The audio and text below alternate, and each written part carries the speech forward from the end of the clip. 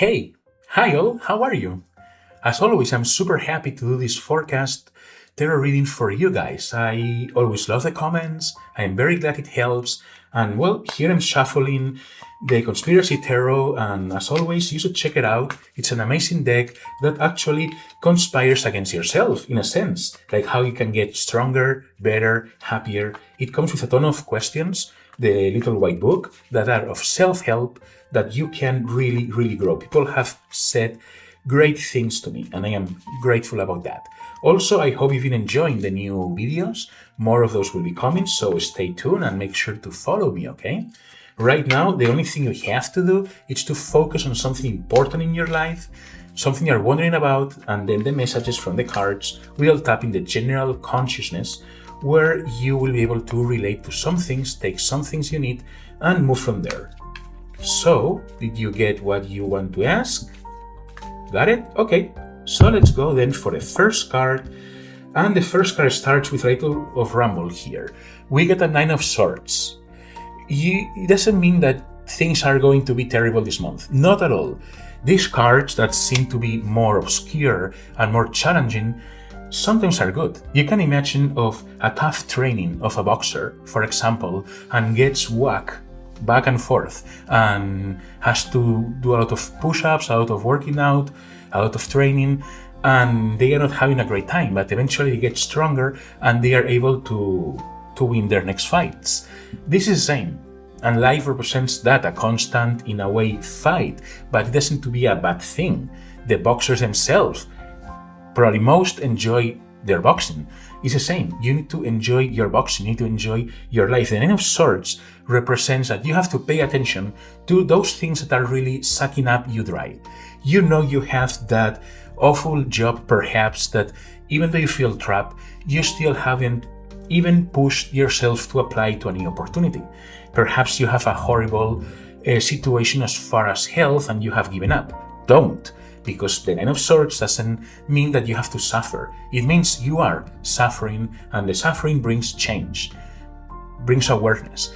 You need to really ponder on yourself, especially if you are facing a struggle right now and you're asking in regard of that. Because this card says that the way that you are doing things are not working out and you are not investing your energy rightfully.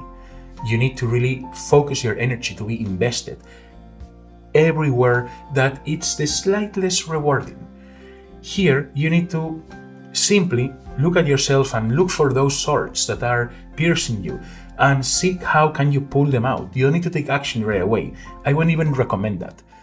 But it matters for you to really invest on seeing what's the first thing you can get to feel slightly better, and then do it. You don't have to shift a job right away. The first thing would be perhaps improving your resume, or if it's a relationship, perhaps attempting to talk to the person, or if it's you who are making things wrong, make the first change you can. It's a matter about that, okay? That's a matter about this card. And actually, as support, the next card, it's a strength.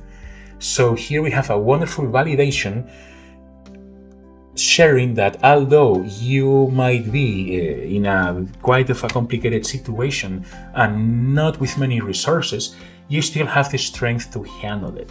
So those swords are not going to kill you, okay? You're not going to bleed out. You are struggling, and it's likely that depending on the situation you might continue with the struggle, but if you take action, you're not going to constantly be in the same entrapment. If you don't do anything, then yes, you might be in that loop. But if you take the smallest action, you will be able to start making a change. And strength validates that you can find that inner power. Even though this is not focusing on you specifically, in alignment with the principles of the universe, and by you listening to this today, and by you realizing that indeed you got more strength than you think. Mainly because when someone is in a Nine of Swords situation, it's normally to feel crushed to the ground and weak. That's also why. But you don't have to stay there constantly. So remember, strength says you are as strong as much as you can. And you need to put that strength. Please don't, the Spirit says before you draw the next card, don't give up on that Nine of Swords, because if not, that will become a wound that will constantly flow. and also an entrapment that precisely it's also the next card, the Seven of Coins, okay? The Seven of Coins, it's kind of like the energy that it's resulting if you would not take any action at all, okay? You could even grow accustomed to that Nine of Swords, and it could be also your situation. I am used to suffer. I am used to feel bad. I am used to be unhappy. That's okay, it's what I have to do. No, it's not okay. Even for the smallest things, you need to start changing them. Perhaps you cannot change 100% of your life, especially not within a month, within 2 months. It depends, but you can change one thing today, and then tomorrow another, and another. Even if they are a thought process. The Seven of Swords, the Seven of Coins, represents that you need to avoid the redundant thoughts, that loop of on the same vicious circle again and again and again.